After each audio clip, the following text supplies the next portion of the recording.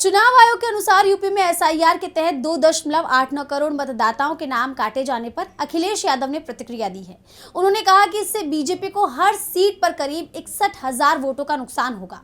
उन्होंने एक्स पर पोस्ट किया कि उत्तर प्रदेश भाजपा में मचे आपसी घमासान का कारण ऊपरी तौर पर भले कोई विद्रोही बैठक हो, लेकिन असल कारण ये भी है कि भाजपाई विधायकों के बीच ये समाचार पहले ही प्रसारित हो चुका था कि एसआईआर में 2.89 करोड़ वोटरों के नाम कट गए हैं।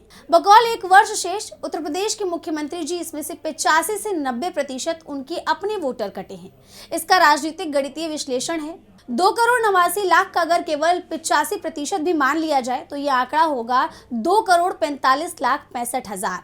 अब इस आंकड़े को उत्तर प्रदेश की कुल 403 सीट से भाग दे दिया जाए तो यह आंकड़ा होगा लगभग 61,000 वोट प्रति सीट आएगा। ऐसे में यह निष्कर्ष निकलता है कि भारतीय जनता पार्टी उत्तर प्रदेश की हर एक सीट पर आनुपातिक रूप से 61,000 वोट कम पाएगी। ऐसे में वो सरकार क्या बनाएगी? दहाई का अंक भी पार नहीं कर पाएगी।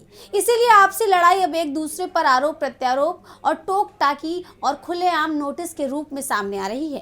भाजपाई विधायक अलग अलग बैठकें करके ये दिखा रहे हैं कि भाजपा सरकार, भाजपा संगठन और भाजपा के संगी साथी कोई भी उनकी नहीं सुन रहे, इसीलिए उनके कोई काम नहीं हो रहे। ऐसे में जब चुनाव के पूर्व उनके कामों के आधार पर उनके मूल्यांकन का सर्वे करवाया जाएगा तो वो फेल हो जाएंगे।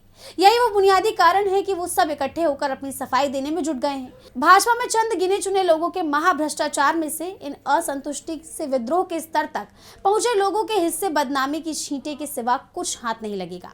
भाजपाई एसआईआर ने अपने खोदे गड्ढे में भाजपा को ही गिरा दिया है।